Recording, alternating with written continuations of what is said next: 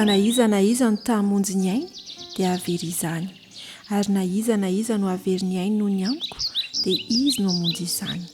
Fa inona no soa azon'ny olona raha mahazo zao tontolo izao azy izy kanefa very ny ainy na maty antoka izany izy?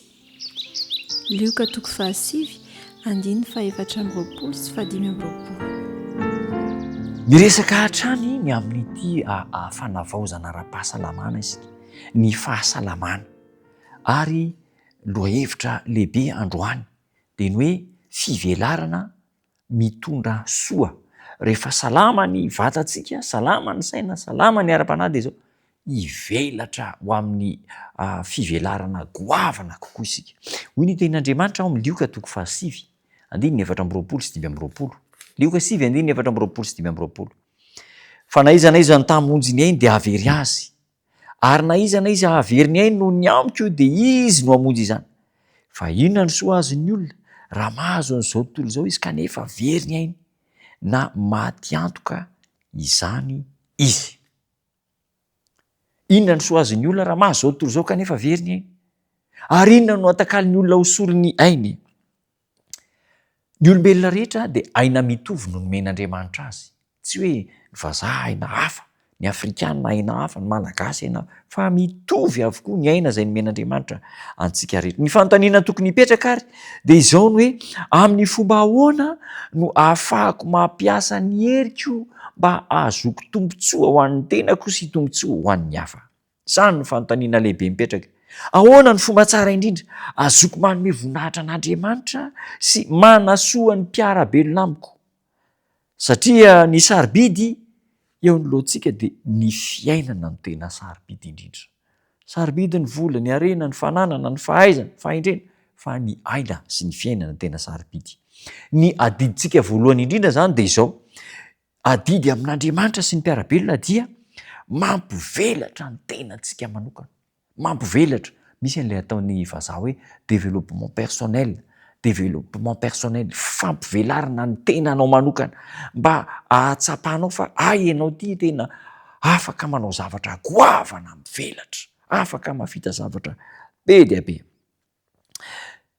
Ny fahaiza-manao rehetra izay nankian'Andriamanitra tamintsika dia tokony ampivelarina amin'ny fahafenony, ampivelarina amin'ny ambony indrindra, ampivelarina amin'ny farany lavitra indrindra, ary izany no sitrapon'Andriamanitra. Misy fanararaotra anankiroa izay tokony ataontsika, opportunité izany.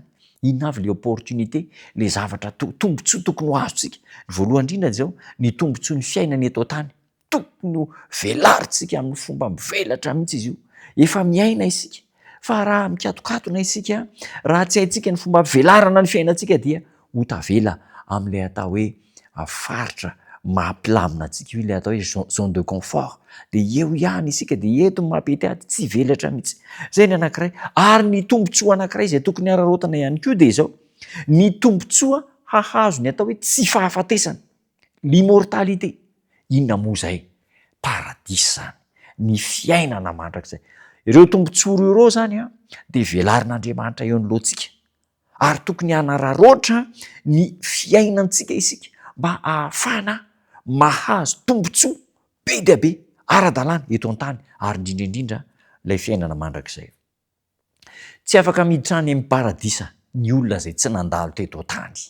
Noho izany, tombotsoa ho antsika ny fandalovana eto an-tany, ahafahantsika mampivelatra ny tenantsika amin'ny lafiny rehetra, amin'ny tsara, ary indrindra manao famandriana ho an'ilay fiainana mandrakizay, réservation amin'ny fiainana mandrakizay. Azon'ny olona atao ny mamolavola toetra sarobidy ka azo hery vaovao isaky ny indray mandingana. Etsy ankilany kosa nefa dia izao: mety ho faty antoka ny fiainantsika eto an-tany raha tsy ararodintsika hikatsahana ny tsara indrindra mahasoantsika eto an-tany. Ary rehefa tsy azontsika le tsara indrindra eto an-tany, tsy haintsika ny manararoatra ny aina sy ny vovoka nanantsika. Mety ho lasa ambony isika amin'ny fahaizana, ny fahalalana, ny vola sy ny harena, fa inona no soa azontsika raha mahazo zao tontolo izao izy ny an-dalanteny kanefa very ny aintsika? Zay zany le lafiny anankiray tokony hosoroana izay tsy tsara. Eo an-danin'izany azon'izy ireo atao koa nefa ny mamela ny heriny mba hifototra amin'ny zao tontolo izao ihany. dia tsy hahita fa tsy ny zavatra eto ambonin'ny tany.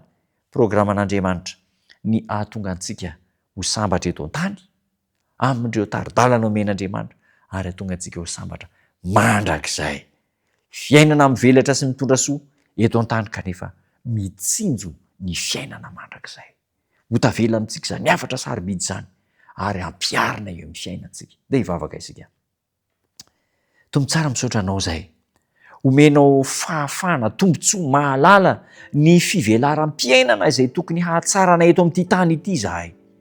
Ameo fomba hahafahana manararoatra ny fitiavanao ka hampivelatra ny maha izy anay eto an-tany. Kanefa kosa tsy hanao tsirambina ilay paradisa fiainana mandrakizay izay homaninao anay ka hikatsaka izany amin'ny fo manontolo. Atao volaram-pahamehana eo amin'ny fiainanay, ny fiainany tsirairay izay manaraka izao fandakana izao izany, amin'ny anaranao Jesosy Tompo. Amen.